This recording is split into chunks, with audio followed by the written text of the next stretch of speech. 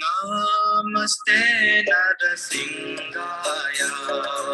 Namaste Narasingaya. Namaste Narasingaya. Namaste Narasingaya.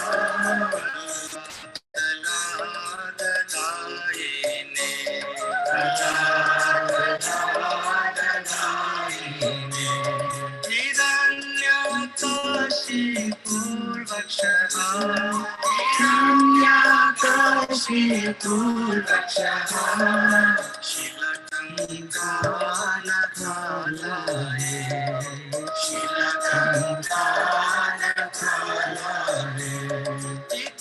Narsinga Parato Narsinga Narsinga Parato Narsinga Yato Yato Yami Tato Narsinga Yato Yato Yami Tato Narsinga Narsinga Indaye Narsinga Narsinga Indaye Narsinga Singhamadim Sharanam Prapate Singhamadim Sharanam Prapate Singhamadim Sharanam Prapate Singhamadim Sharanam Prapate Savakara Kamala Vare Nakam Adbhuta Shringa Dalita Hiranyakashipu Tanubhinga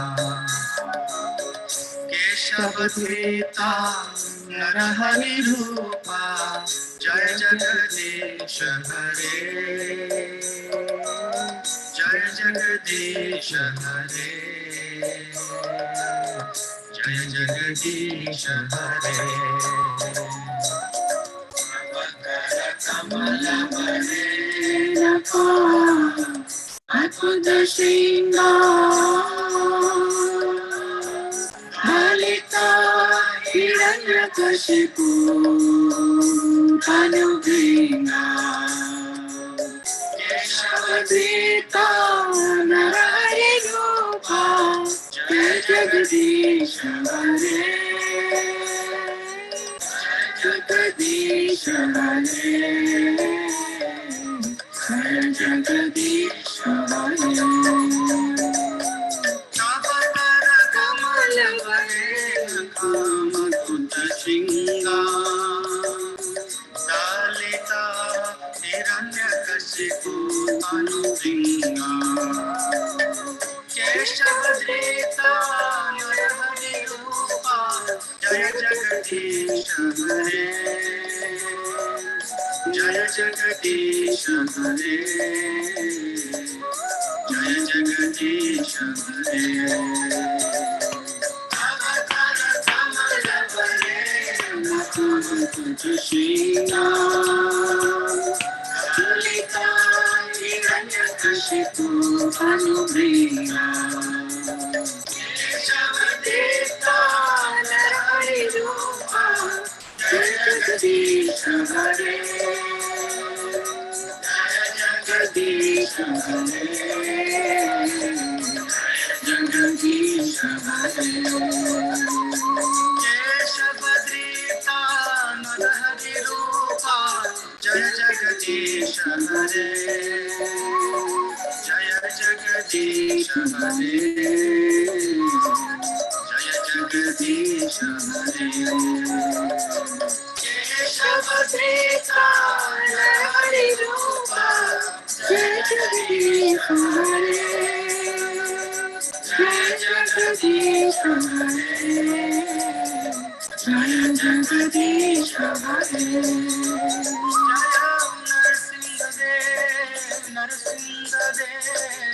Narsinga-dev, Jaya Narsinga-dev, Jaya Narsinga-dev, Narsinga-dev, Narsinga-dev, Jaya Narsinga-dev, Jaya Prahlad Maharaj, Prahlad Maharaj, Jaya Prahlad Maharaj, Jaya Prahlad Maharaj.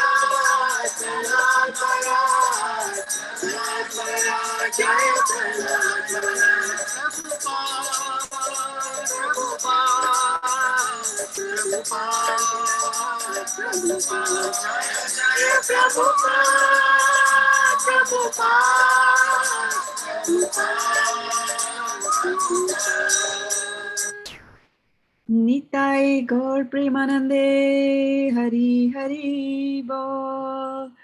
Welcome, dear devotees, to our Thursday evening Bhagavad-gita class. How are you doing today? If you're doing good, just give me a thumbs up, either on your video or give me a thumbs up on your machine if you're not on your videos.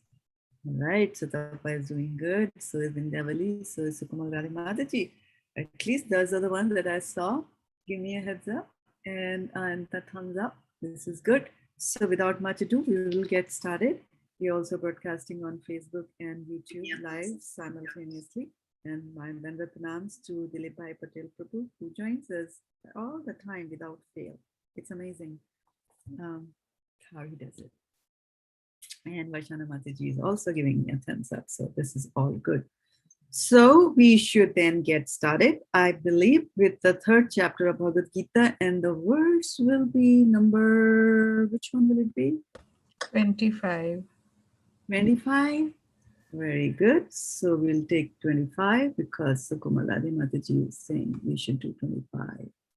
So here, let's bring it up. And let me know when you are able to see my screen. And what do you see over there? Do you see Narasimha-dev? Can you see 325? Yes. Okay. Yes, Mataji. Okay, so let's get going here.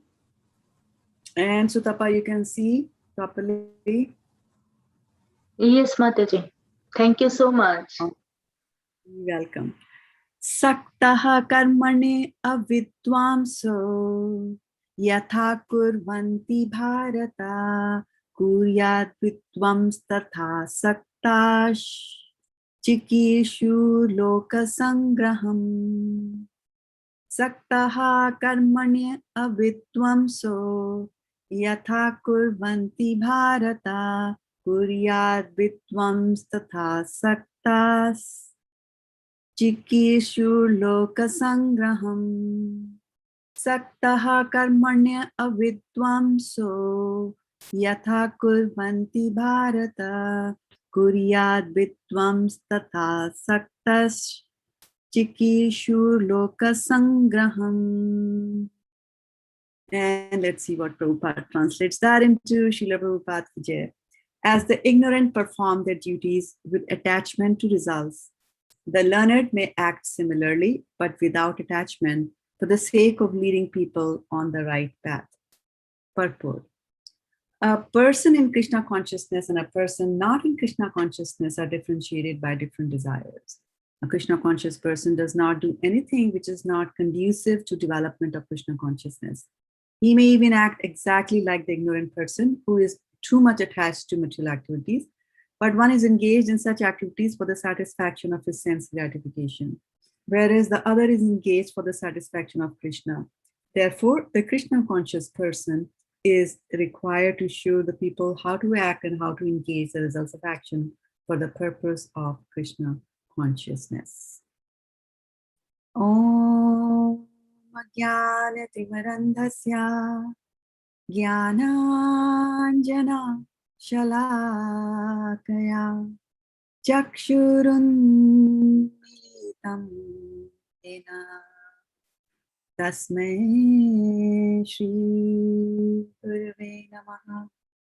Shri Chaitanya Manobhishtam Sthapitam Yena Bhutale Swayam Rupa Kadamahyam Dadati Swapadantikam Vandeham Sri Guru Sri Yuta Padakamalam Sri Gurun Vaishnavamscha Shri Rupam Sagrajatam Sahagara Raghunathanvitam Tam Sajivam Sadvaitam Savadhutam Parijana Sahitam Krishna Chaitanya Devam Shri Radha Krishna Padan Sahaganam Lalita Shri Vishakhanvitam Scha He Krishna Karuna Sindhu Dinabandho Jagatpate Gopesha Gopika Kanta Radha Kanta Namastute Tapti Kanchana Gaurangi Radhe Vrindavaneshwari Vrishabhanu Sute Devi Nirmami Haripriya Vancha Kalpatarubhyascha Kripa Sindhuvya Evacha Patitanam Pavanebhyo Vaishnavebhyo Namo Namaha Jai Shri Krishna Chaitanya Prabhu Nityananda Shri Advaita Gadadhar Shiva Sadi Gaur Bhaktavinda Hare Krishna Krishna Krishna Hare Hare Hare Rama Rama Rama Hare Hare Gaur Premanande Hari Hari Gaur. So continuing on with our deliberations on the 25th verse from the 3rd chapter of the Bhagavad-gita. So to recap on some of the main points that we have been discussing all these days from 3rd chapter. So Krishna was telling Arjuna about the importance of doing yajna. And he also said that in the beginning, when everybody was created, yajna was also created. So he's told him when yajna is created.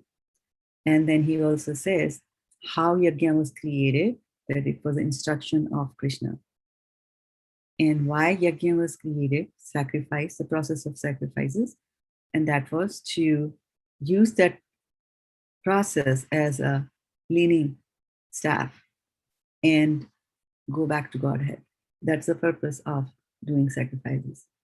And then, of course, Prabhupada told us that before we think that we can become a Ravana and, do tapasya for 10,000 years, and if I don't do it, then I'm no good. Prabhupada reminds us that in this particular yuga, the yuga dharma is to do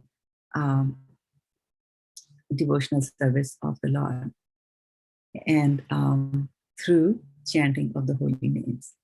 So then he further goes on to explain to Arjuna the importance of doing duty. And he says that I don't have to necessarily perform duty because he's the Lord of everything, right? People perform duty because they need something. So he doesn't have to do anything. But then he said that I do the duties because whatever I do, because I'm great, everybody else is going to follow. And then in the verse from last session that we had on Tuesday, he also gives us the other side of it. So whenever you try to explain some concept, you have to give both the positive and the negative side to it. Sometimes you do it by comparison. So here in the previous verses, he had talked about that he's performing his duty so that others will follow.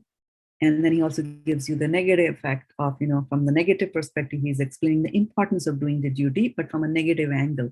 And he's saying that if you don't perform your duty, if he doesn't perform the duty, what's going to happen?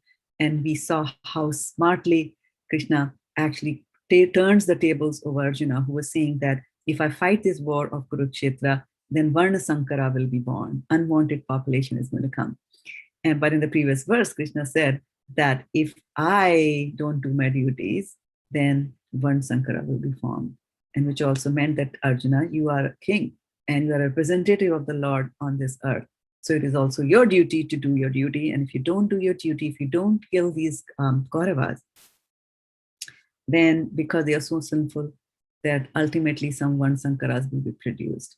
And we have to remember the purpose of Krishna's arrival on this planet was twofold: paritranaya sadhunam, vinashaya cha duskritam. So because there was so much of bad things going on and the kings had become so corrupted, that is why all the kings who were sitting in the assembly of Duryodhana did not protest at all when they were trying to remove the sari from Draupadi, right, and whatever else they had planned.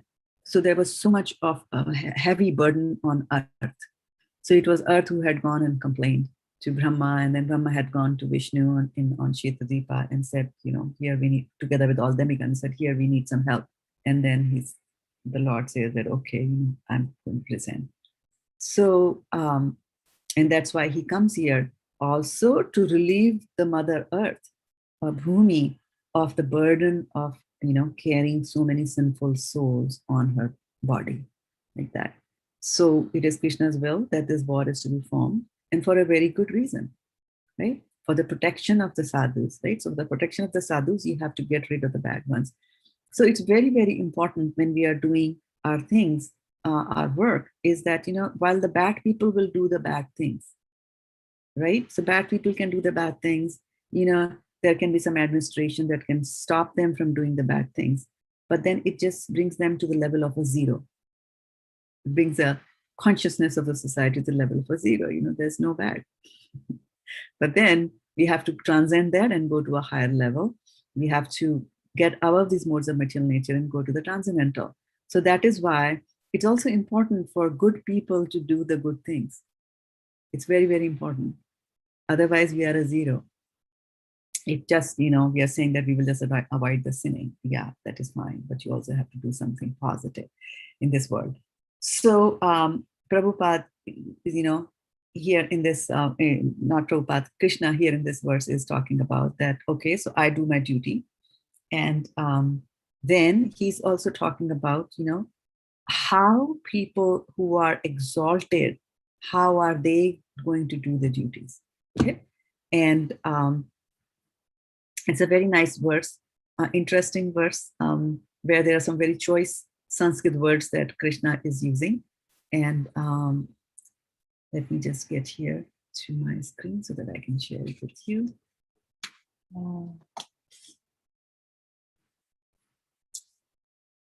As soon as I find my mouse, I'll be able to share the screen. And for some reason, my mouse refuses to come out of the other screen. Okay, let's see.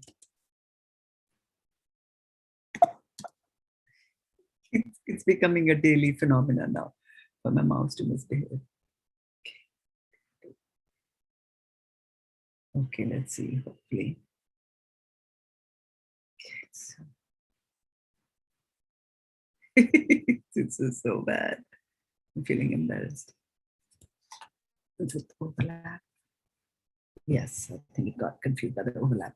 Okay, my laptop was overlapping the big screens, sort of, so it got confused where to go. Okay, so now we're going to start sharing the screen and go and look at some of the choice verses from Sanskrit that are being used over here. And let's see. So Saktaha. Saktaha is a very important verse, and he's kind of, preparing the grounds for the next chapter of Bhagavad-gita. So Saktaha means being attached. Karmani means prescribed duties. And now here's a beautiful word. Avidvamsaha. Avidvamsaha. The ignorant. Yatha, as much as. Kurvanti, they do. Bharata, O descendant of Bharata. Kuryat, must do. Vidwan, learned. Tatha, thus. Asaktaha, without attachment. Chikishuhu, desiring to lead. Loka sangraham, the people in general. So, Saktaha, please focus on this particular word, Saktaha, right? Karmani, we have been talking about Karmani for a long time now, as prescribed duties. Avidvam Saha is a new word, the ignorant, right? And then the opposite of Avidvam Saha will be one who is, remove drop the A, so it will be Vidvam Saha. But Saha here is pertaining to the plural, right? And here the opposite of Advinsa in this verse is Vidwan, the learned. Okay, Tatha, thus, Asaktaha. So it's opposite of Saktaha, this is Asaktaha. Opposite of Vidwamsaha is Vidwams or Vidwan. right? Depending on the grammar and the plurality. Chikishuhu, desiring to lead. Loka sangraham, the people in general, right? So, Loka sangraham. So, Krishna is is focusing on Loka sangraham. And because Arjuna had also talked about Loka sangraham, in general, like what's going to happen to community projects and things like that. But in this particular verse, in this particular chapter itself, Krishna had also talked about, Loka sangraham here in verse number 20. Karmaneva hi samsiddhim asita janakadayaha loka sangrahamevapi sampaschyan kartum arhasi. So here he's saying that kings such as Janaka attain perfection solely on the performance of prescribed duties. Therefore, just for the sake of educating the people in general, right? So he's talking about the general masses. So general masses are gullible and they will just follow the leader, one who's Chikishu, right? As we see in the verse from today. So Krishna has been talking about that, it's not just you, Arjuna, who's just, is interested in the people in general. I'm also interested in people in general, and that's why I'm speaking this Bhagavad-gita to you. So here, Loka Sangramam, the people in general. Okay. So, quiz coming up your way. Give me the Sanskrit for one who is learned. Take out your notepads and scribe it up. And listen. Take out your notepads and let's see. Vidwan.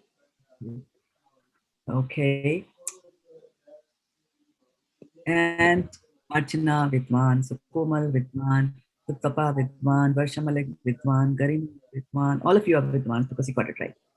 Okay, and what is Sanskrit for one who is not attached?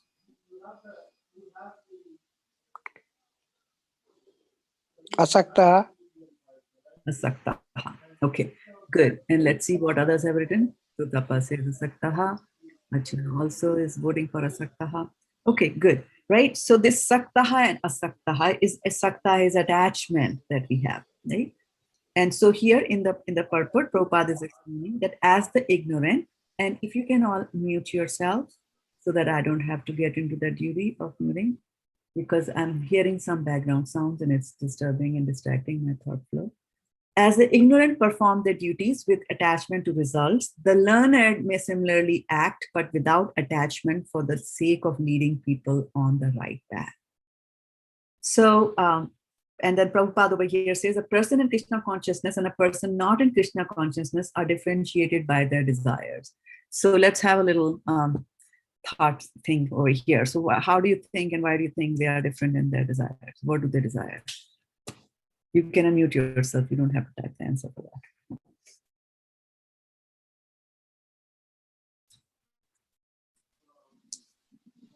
Arjuna's desire is not to fight. No. Navali Mataji, listen to the question. The question was that what is the difference between the desires of a person in Krishna consciousness and not a person in Krishna consciousness? So we are talking about general. Hare Krishna, Mataji. Mataji, those who are in Krishna consciousness, they want to serve Krishna all the time. They want to remember and glorify. I mean, whatever they do, they will think, the mind will always be attached to Krishna.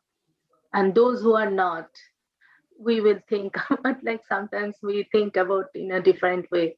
If we do this, then maybe we'll gain that. So that is the main difference. Very good. Yes, exactly. Right? Atmendriya Priti, Krishnendriya Priti. So whenever we do some work, right? And all of us work. Anybody here who doesn't work? Raise your hand.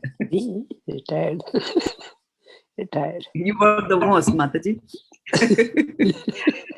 Okay. So, so going back to our topic of people work, right? And so here in this world is known as a world of duality. Can you give me some examples of duality that you find in this world? Light and dark. Yes, very good. You can look at your instructor and you will immediately see a world of duality there, right? There is black and then there is white. Okay. Fame and infamy. Sorry. Hare Krishna Mataji. Fame and infamy, Mataji. Fame and infamy. Okay, good. Well, Sheet and Ushna. Sheet and Ushna. Oh, Baapre, we have a Pandit. Correct. Can you please translate that for us? Good and bad. Cold. Heat and Good cold. and Very bad. good. Okay. Good And and good bad. and bad. Very good. And Truth and lie. huh? Truth and lie, Mataji. Okay. All right. True and false. Yeah. Okay. Or truthfulness and lie, or true statements and lies. Okay. Honor and dishonor. Honor and dishonor. We talked about that. Yes. Very good. What about food? Huh? Sweet and sour, right? Sweet and bitter, right? High and low, rich and poor, laughing and crying. This is a world of duality, right? And so now, it's because this is a world of duality, there will be choices that you have to make, right? In Goloka, you don't have to make any choices because you're doing everything for Krishna, right? And so,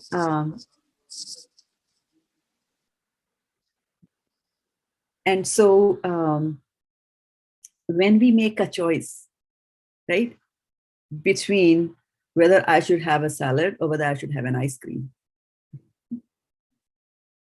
what is the governing factor behind that choice? What makes you make that choice? Ice cream, boring salad. Sense desires. Senses.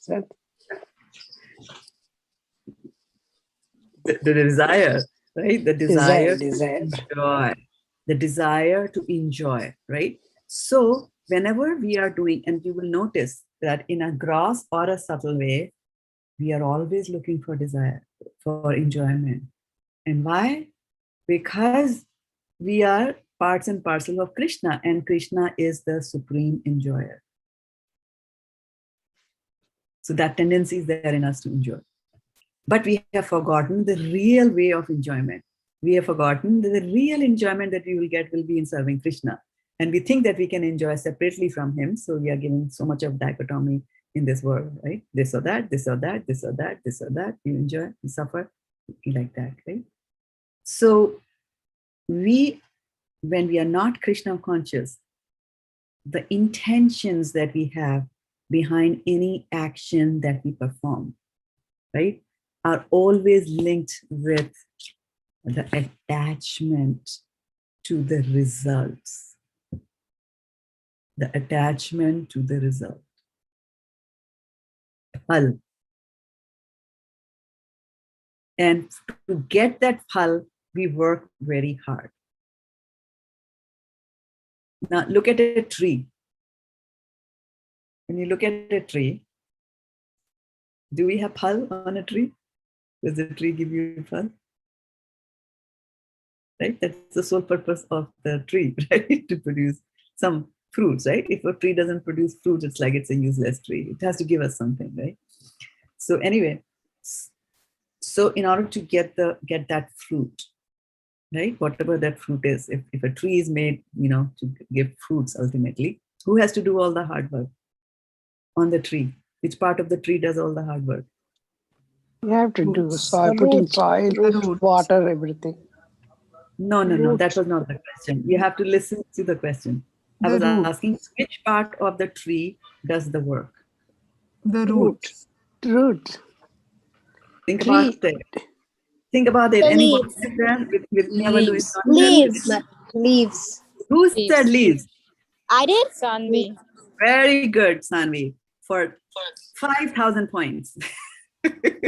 The leaves do all the work, right? They take the photosynthesis, they take the chlorophyll, they take the sunlight, and they check the whole day they are preparing, things. So that ultimately the tree is able to give fruit. So similarly, this is what we also do.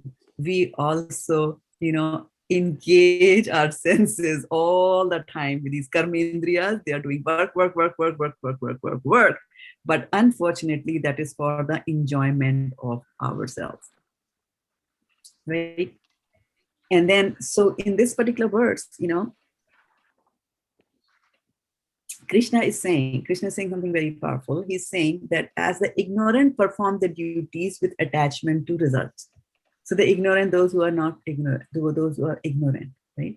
And what was the word that they used for ignorant? It was a very interesting thing. He used the word avidvamsaha, and he said the ignorant, right? And then for the learned, he said vidwan, the learned, right? And he also said avidvamsaha, which was plural. And for the learned, he just said the learned, right? And the reason for that is that the ignorant are more in this world and the learned are less, right? And there's that very famous verse. And so before we go there, let us first understand what learning actually is. What do we mean by learning? A learned person. A learned person is one who has got knowledge, right? Now comes the question, what is knowledge? What do you think is knowledge, right? If I go to MIT and I'm a graduate of Carnegie Mellon, is that knowledge? I'm Stanford, Berkeley, whatever, IITs. Is that knowledge? What exactly is knowledge, right? So the real knowledge is to understand that you are a spirit soul, and the knowledge doesn't finish there. After you get the knowledge that you're the soul, you also have to understand that there is a super soul, that there is God, a more powerful soul than we are. And then we have to understand the relationship between this tiny soul and the big soul. And that relationship we have to understand and accept. And that is that we are his eternal servants. That is real knowledge. And when you accept that, that is assimilation of knowledge. Until and unless that doesn't happen, everything is useless. So when it comes to, let me just bring up this verse over here. I wanted to show you something very nice in how meticulously, in the meticulous choice of words that Prabhupada also uses while he's translating these things. And I'm going to start sharing my screen here with you.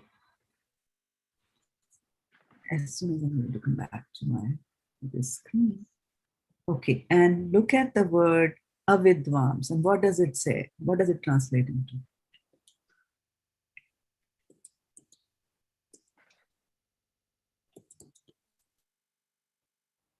Anybody? Anybody? Anybody? The ignorant. Ignorant, right? So there's the ignorant, right? Okay. So now, the interesting thing here is that, so I just stop sharing because I can't see you all. Okay. Now, when it comes to, we have to understand the word first, capability. Okay. To be able to do something, that capability has got to be inside you. Okay. And what I mean by that is that sometimes children are born with some defect. The legs are not shaped properly or whatever. But through proper training, they are able to walk. Okay? So we can conclude that through proper training, you will be able to walk. Right? Now, if we extrapolate and say that, okay, is this truth applicable to everybody? Then the answer will be no. Why? Because I cannot take fishes and train them to walk because they don't have that capability to walk. So that capability has got to be in that form. So if that capability is there, then there is good news.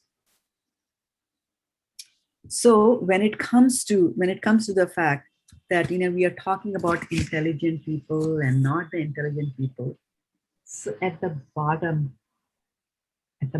are when we use the word foolish, it's a very strong word. We use it very loosely. But foolish translates to murk. And murk means he's never going to get it, no matter how hard you try. And sometimes, when the teacher or the parents are trying to teach the mathematical solution to a child and he doesn't listen, and the parents used to, when I was growing up, it was such a, like, you are like the tail of a dog, with a curly tail of a dog. You can straighten it out, you can put a brick on it, and after 1 year, if you remove the brick, it'll again curl, because it doesn't have the capability to straighten out. So you can't straighten this mathematical problem out. So parents would sometimes say that. So at the bottommost of the level, there are the foolish. And then there are the ignorant. Ignorant means they don't know. But the moment somebody tells them, they will have the capability to know. They have the capability to understand, and that is the good news. And so that's why here Krishna has used the word. He didn't use murkha. Murkha is also a word in Sanskrit. He didn't use that, right? He used the word avidvams to mean that they're ignorant. But there is hope for them that, if they follow my path, if I do things properly, so although I don't have to do any of the duties, but I know they follow me, and they're the masses, they like to flow together. So if I do my duty properly, then they will learn from me like that, because they are ignorant. So there's the gross, foolish, who will never get it. Then there is the ignorant, then there is the knowledgeable, and then there are the super knowledgeable, right? Our acharyas, like they use the word sumedhasa, right? So sumedhasa, bhajanti, what is that verse? Krishna Varnam Atasha Krishnam Sango Pangastadarsanam Parshadam Yagner Sankirtana Praya Yajanti hi Sumedhasaha. So there he's using the word Sumedhasaha, and what he's saying is that Krishna Varnam Atasha Krishnam. So Krishna Varna means the two syllables, Krishna. Krishna, the two Varnas. Varna also means syllables. So Krishna Varna. Twisha Akrishnam. Twisha means the skin, and Krishna means black. So Akrishna will mean opposite of black. So his skin is opposite of black, which means his skin is white. So he's describing that incarnation of the Lord, who is always chanting the holy names of the Lord to Krishna Varnam, the two Varnas, Krishna. His skin is white in color, right? Sango Pankasti Parshadam, and he comes with his weapons, and then he comes with his associates, and he comes with his confidential people. So which is the Panch Tattvas, right? Sango Parshadam, Yagner Sankirtana Prayer. And what is the sacrifice they do? Sankirtan. So do the Sankirtan. And Yajanti hi Sumedhasa. And those who are intelligent do that and follow in his footsteps. Right? So that is why Krishna Chaitanya, although he's Krishna himself, he came here for many reasons. And we know he descended, his reason and purpose of descending into this material world are manifold. Right? One reason was he wanted to understand what is this that Radharani loves so much and enjoys so much about Bhakti. That was one thing, right? The second thing also was that he wanted to spread and bring in Bhakti back to India. So what had happened was that at the time of, towards the end of Dwapar, people had started to become bad because, dharma sort of falls down. And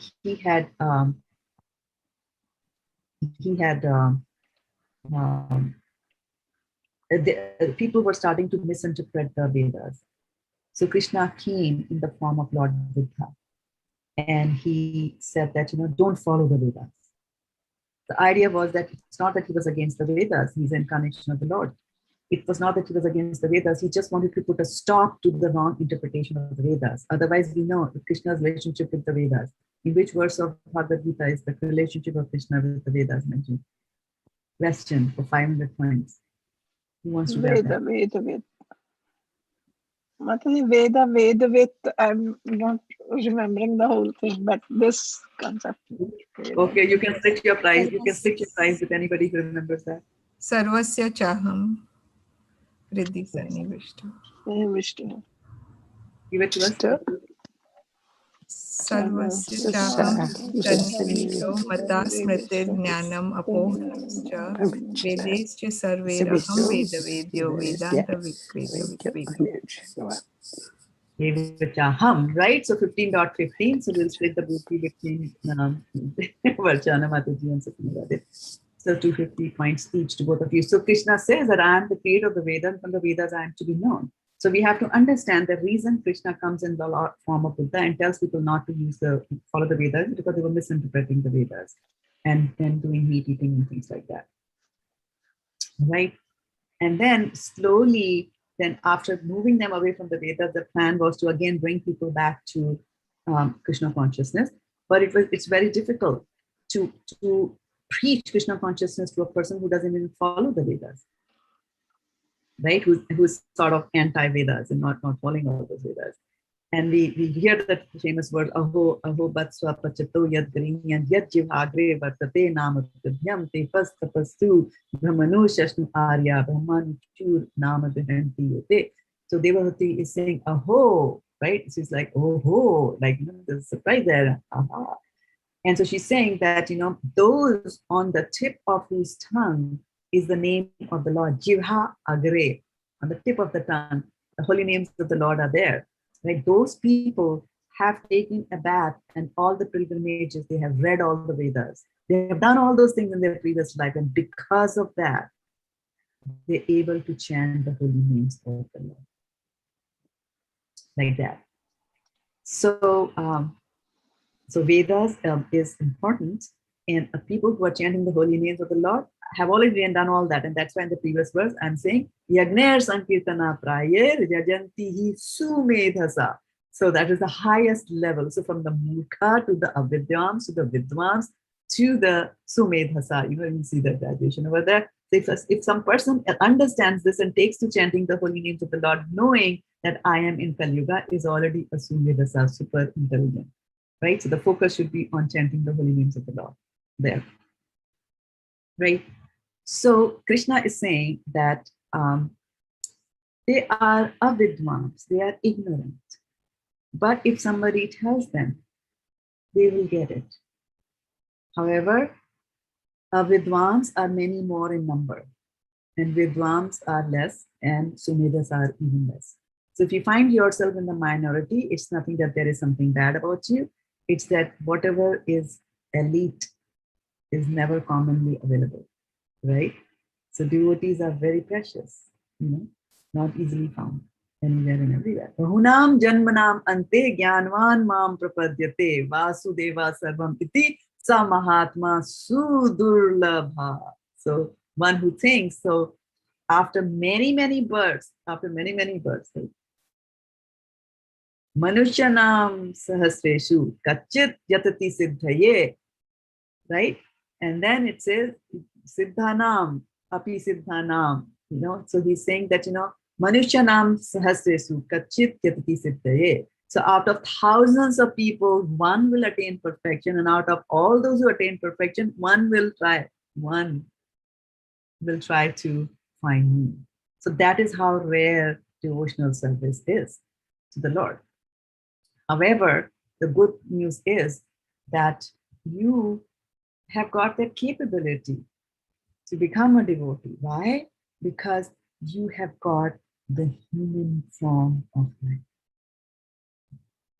And it is achieved very, very rarely. Some people might walk through all the 84 lakh species of life to finally get a human body. And it should not be thrown away just like that. And one guarantee of throwing away human life is to eat meat. Because then in the next life, there are high chances that you're going to get a body, suitable body. And there's not much that you'll be able to do because that some of the bodies do not have the capability to perform devotional service. It's only the human body that has got thumbs which are like this, that you can hold a book in your hand. There's so many things that you can do. You can make a mala like that. So once we have got this amazing, amazing body, then we should make use of that. And for those who are intelligent, right? So we have all heard the term, the white man's burden. The white man's burden was that we are white, we are better, And so it's our duty to go and teach things to the whole world. And guess what happened? What did the white do?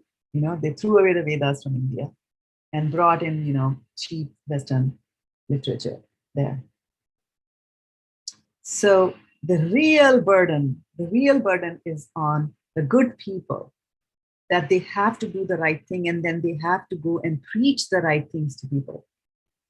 And that's why Krishna says in the end of Bhagavad-gita to Arjuna that one who explains this secret that I have told you, all this knowledge that I've given you, the one who explains this knowledge to others and spreads this knowledge to others is the most dear to me. And that is why we try to do so much about distribution. We try to spread the knowledge.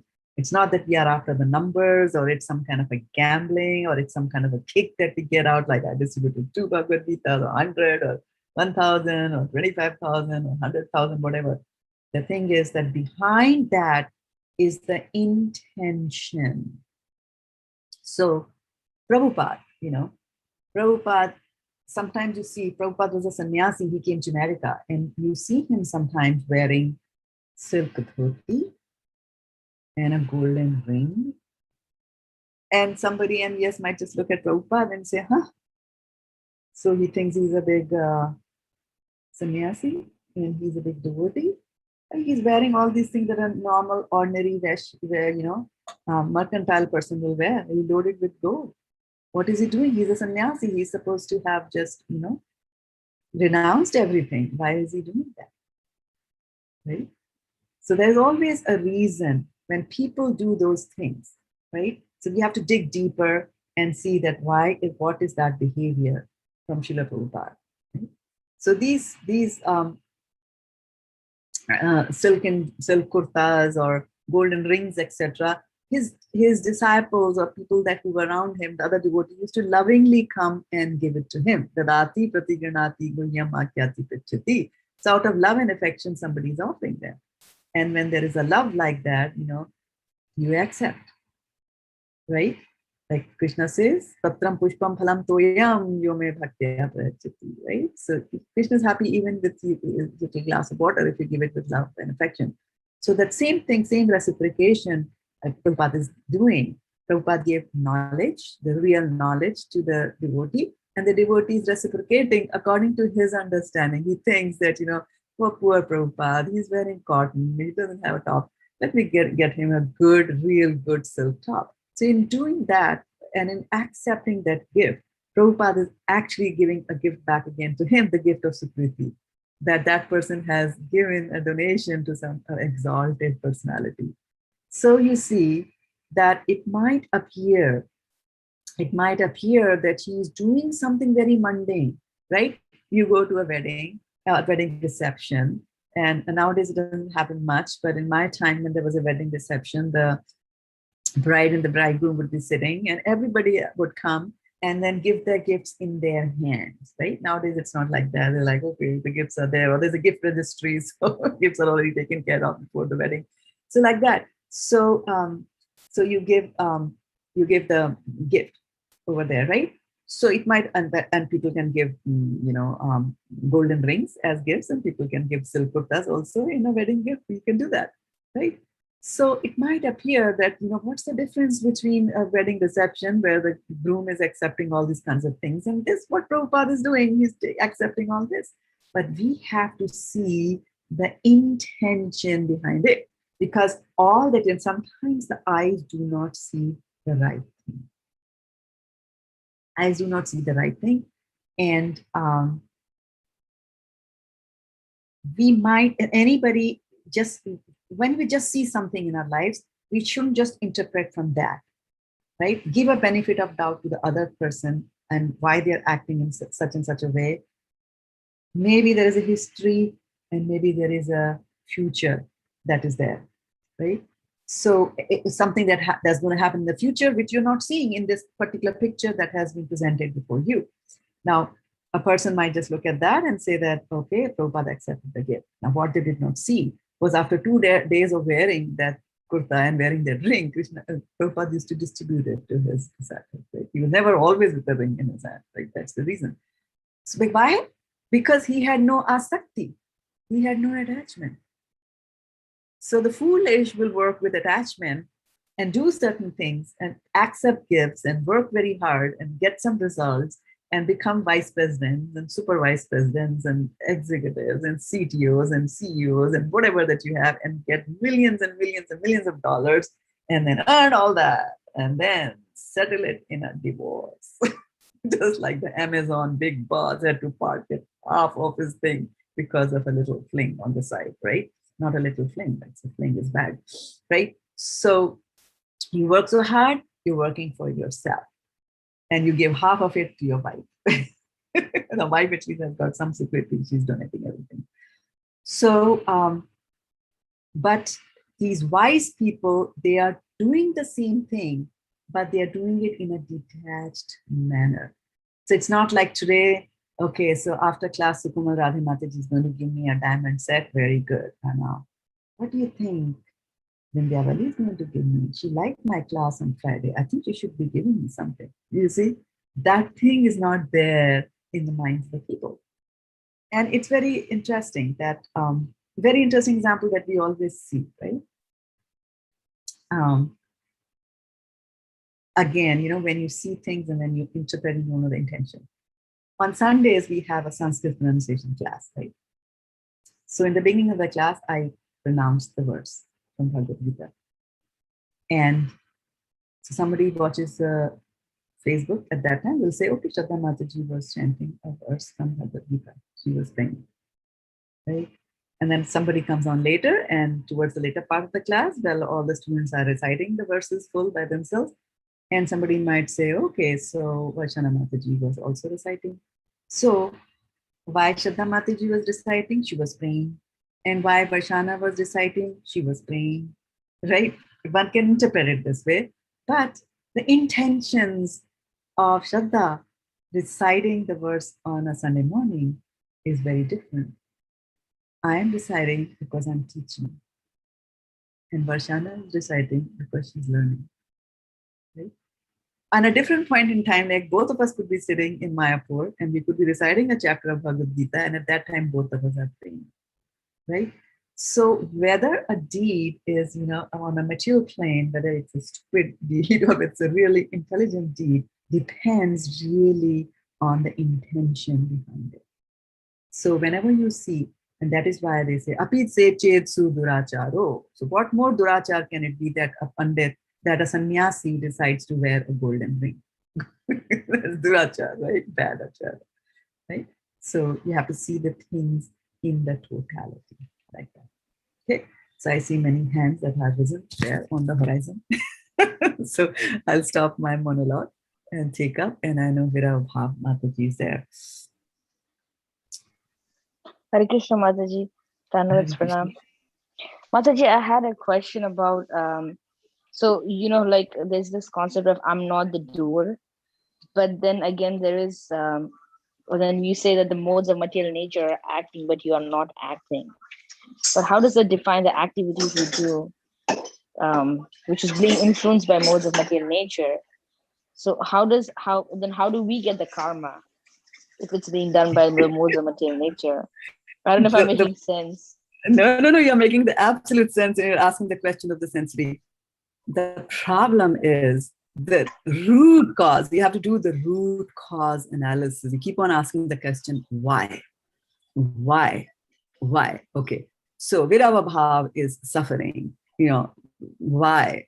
Right? Because she did something bad. Okay, why did the dog bite her? Because, you know, she must have kicked the dog, you know, earlier, like that. So when you go to why, keep on asking why, you will come to the ultimate, you will come to the fact that, you know, Virava Bhav thinks that she is this body, and that is why she suffers. That is the ultimate reason for our suffering, is the false ego that makes you think that you're enjoying and makes you think that you're suffering. There is no suffering at all for the soul. We read a whole chapter, second 2 of Bhagavad-gita, which says soul cannot change. But because the soul is put into this temporary falsehood of thinking I'm this body, and this material, this body is made up of material nature, material elements, and those material elements will be undergoing all those changes, right? But I will think that I am this. Now we have to remember though, that we are housed in this. We are housed in this body. And through these sufferings that are meted out to us, these are correctional things that will make us understand that, okay, I have done certain wrong things. And because of this, I'm suffering. And how do I get out of these sufferings? All these sufferings are going to make us ask that question, why do I suffer? And when you understand, the next question will be, how do I get out of it? And then you will get Brahma Samhita, right? Karmani nirdahati kintu cha bhakti bhajam, that only devotional service is going to get rid of all the karmas that are there. Otherwise, they will continue, right? Like, for example, if you look at a tree. So I said that the purpose of a tree is to produce fruit, right? And what is the most important thing inside a fruit? From your perspective, if I take a mango, what's the most important thing from your perspective? The Which taste. part of the mango? The pulp, right? Yeah. Correct. From the tree's perspective, what do you think is the most important thing inside a mango? Seed. Seed. Okay, so the seed. And what's the reason for the seed? It's the seed that will give rise to another body, right? So when the leaves were working very hard and they were producing food and, you know, producing a flower, and then fruit, right? And that's with the seed inside it, which is going to lead to the future tree. That future tree is actually being created even as this present tree is alive. The same thing is with us, that we are in this particular body, but our future body is being designed by us. As if we are on drawing board. Okay, you eat some meat, you kill somebody, you do this, you wear this, you have bad thoughts and things like that, right? So through the sufferings of this body and through the purification of devotional service, we will reach and we will go back. Right? So to reach that stage and to understand that it's just the modes of material nature that are acting, I have to become a self-realized soul, which means a self-realized soul is a soul that understands that I'm not this body, I'm a soul. And then once it realizes that I'm not this body, it doesn't matter whether you live in this body or you don't live in this body. So some self-realized soul, as soon as they reach their self-realization, they will leave the body, and some will not leave. They will stay here and they will preach to others like that. So does it make sense? Yes, Mataji, thank you. Okay. And who's next? Okay, Sutapa. Hare Krishna Mataji, Dandavat Pranam.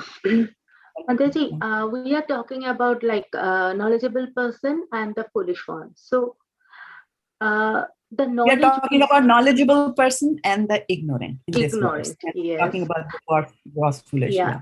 So the knowledge what I have or we have gathered so far, if we want to share that knowledge to someone and that person is not ready to listen or not ready to accept so many things, so is there any, means what will be our duty at that point? So your duty, karmanevadhikaraste ma phaleshu kadachana. Your duty is to preach and not focus on the results. You preach, whether they accept it or not is Krishna's plan. And that will keep you happy. Otherwise, you'll be very unhappy because all these nice things you're telling to other person and the other person doesn't, listen. So now on two counts, you are unhappy. One for that person, other for yourself, because now you start doubting yourself. Whether I'm good enough or not. Yeah. Whether I'm good or not, right? But if you leave it to Krishna, leave the results to Krishna. If you focus on the end result, because the result is already there in our mind. So that is why when the asakti is there towards the result, right? Yeah. That this person is not, the result is that, you should also start chanting. I'm telling them there's a lot of joy in chanting. There's a lot of, satisfaction and pleasure and peace in chanting. Other person doesn't get it. And we were expecting. So detach yourself. This verse is saying, partly saying that also. Okay. So you have to keep on reminding yourself. Yeah. Thank you, Mataji. Yeah, you're welcome, Aruni Mataji and then Vaishana Mataji. And today is Thursday. Others will start coming at 8 o'clock. I don't have to leave. Yeah. Go ahead. Who's next? Aruni Mataji. Go ahead. Hare Krishna. So you can lower your hand. So, yeah, to the previous reply that you had. So the soul has, until the soul is a self-realized soul. And so the soul is likened to the seed of the mango, right? Like it's taking shape in the next body, depending on what all the everything that the person is going through in the current life. And until it becomes a self-realized soul, it has to go through various lessons in the subsequent lives. Is that correct? Yes. So that means so using that, so a soul can get damaged as well, right? A soul can think that they are damaged. Can think that they're damaged. Through the false ego, the soul can think that I'm damaged, right?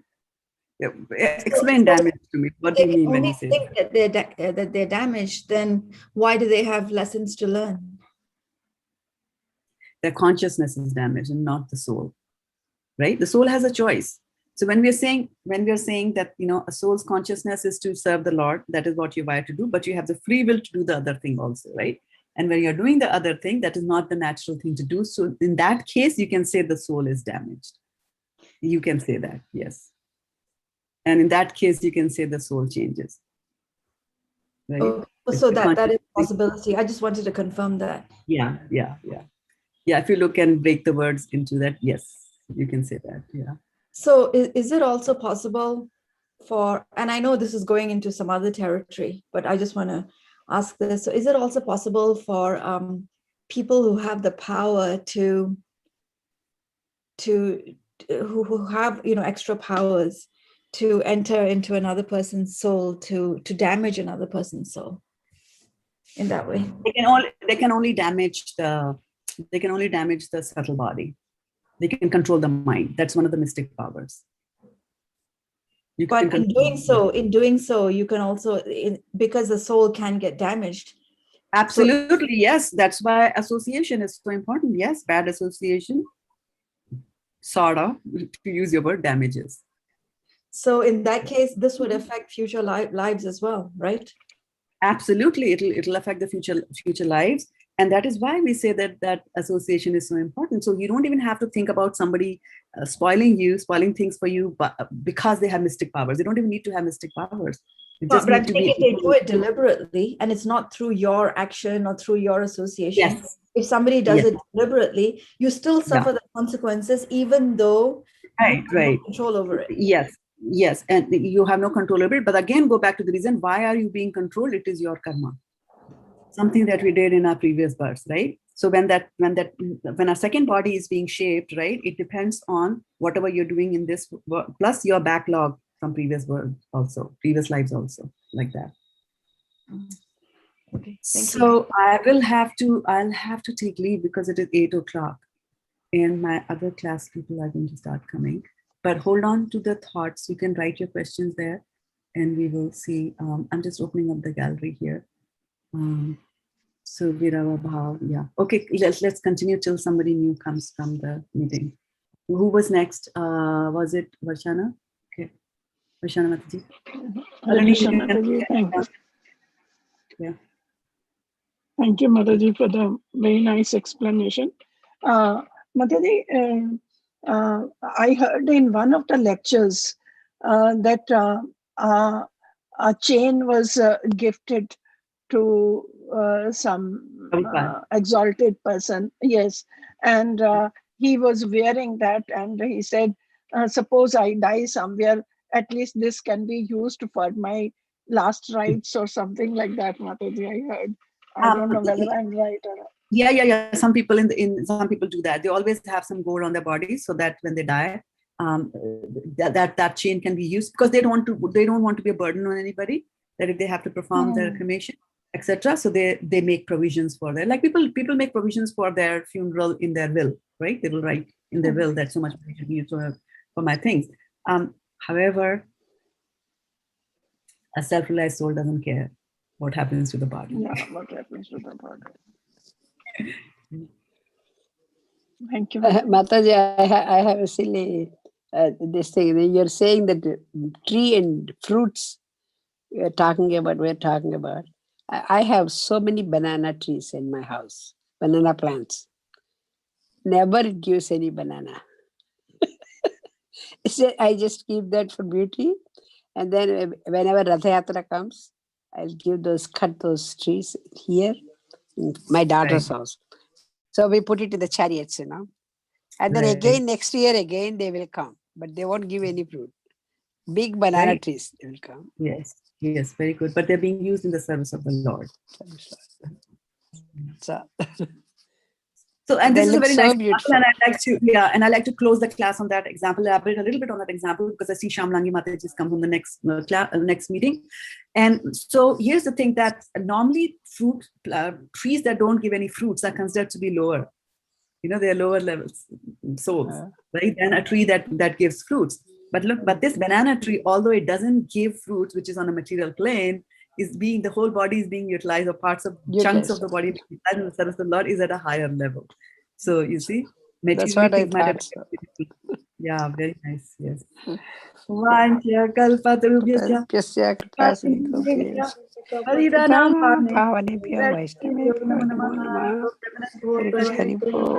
Shraddha Mataji. Thank you very much. Thank you so much, Mataji. Thank you so much, Shraddha Mataji. Thank you. Thanks to everybody. Thank you. Hare Krishna. Hare